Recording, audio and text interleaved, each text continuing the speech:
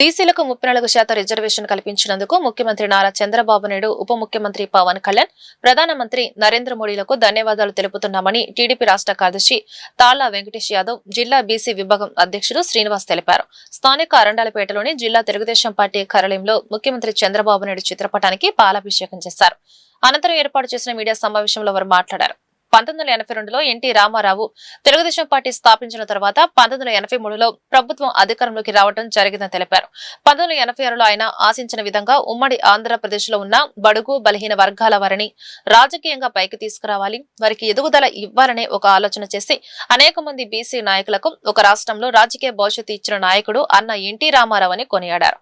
1986లో మొట్టమొదటిసారి ఆయన ప్రభుత్వంలో స్థానిక సంస్థల ఎన్నికలు వస్తే క్షేత్రస్థాయిలో గుర్తింపు ఇవ్వాలి, వారికి రాజకీయంగా అనేక మార్పులు తీసుకురావాలని 20% కోట ఇవ్వడం జరిగిందని చెప్పారు. 34% 2001లో కావచ్చు, 2006లో కావచ్చు, 2013లో కావచ్చు, అదేవిధంగా 34% బీసీలకు ఇస్తూ రాజకీయంగా వాళ్ళ ఉనికిని కాపాడినటువంటిది తెలుగుదేశం పార్టీ.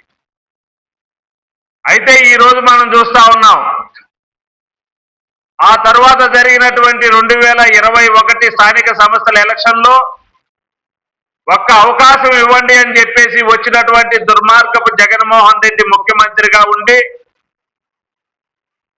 34% రిజర్వేషన్ ఉన్నటువంటి బలహీన వర్గాల వారిని 24%కి కుదించి రాష్ట్రం మొత్తం మీద 16,800 మందికి రాజకీయంగా బడుగు బలహీన వర్గాల వారిని దెబ్బకొట్టింది జగన్మోహన్ రెడ్డి వైసీపీ పార్టీ అని కూడా నేను తెలియజేస్తా ఉన్నాను. మరలా ఈరోజు ప్రజలు ఆ జగన్మోహన్ రెడ్డికి బుద్ధి చెప్పి 2024లో ఎన్డీఏ కూటమిలో ప్రజలు భాగస్వాములై ఈరోజు మరి అందరికీ కూడా ఎన్డీఏ కూటమికి పట్టం కట్టినట్టు మనం చూసాం.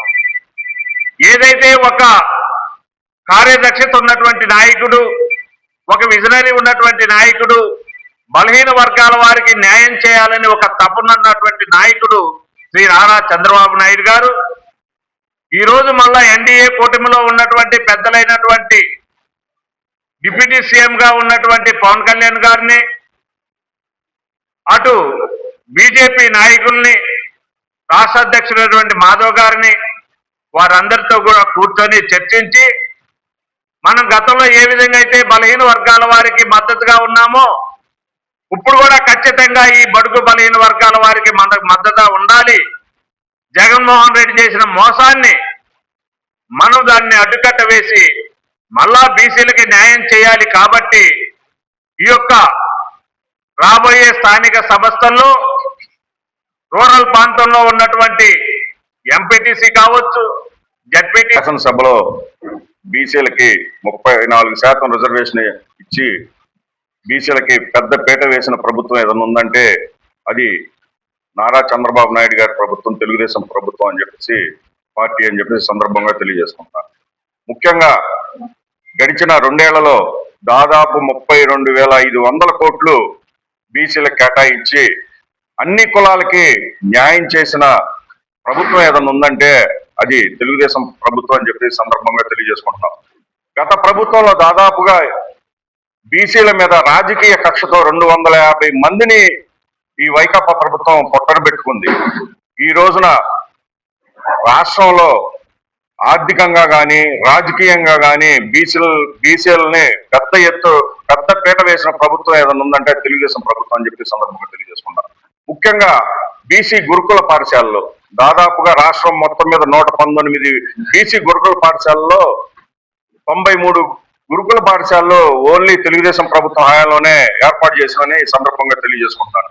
ముఖ్యంగా బీసీ హాస్టల్స్ లో ఉన్న 90,000 మంది విద్యార్థులను ఈ రోజున రాబోయే రోజుల్లో బీసీ గురుకుల పాఠశాలలకి పంపించే పరిస్థితి ఉంది.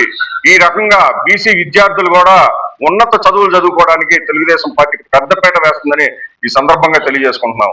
ముఖ్యంగా 24% కుదించి దాదాపు 16,000 రాజకీయ అవకాశాలు మాకు దూరం చేసిన ఈ జగన్మోహన్ రెడ్డికి ఒక హెచ్చరిక చేస్తూ ఈ రోజున నారా చంద్రబాబు నాయుడు గారు 34% పెంచి మాకు రాజకీయంగా 16,000 పైన రేపు రాబోయే రోజుల్లో పదవులు దక్కుతున్న సందర్భంగా ఈ రోజున మేము ఎంతో హ్యాపీగా ఫీల్ అవుతూ ఈ రోజున రాష్ట్రం మొత్తం కూడా బీసీలో పండగ వాతావరణంలో ఉన్నారు. ఈ రోజున కూటమి ప్రభుత్వానికి, ముఖ్యంగా నారా చంద్రబాబు నాయుడు గారికి, నారా లోకేష్ గారికి మరియు పవన్ కళ్యాణ్ గారికి, అలాగే బీసీ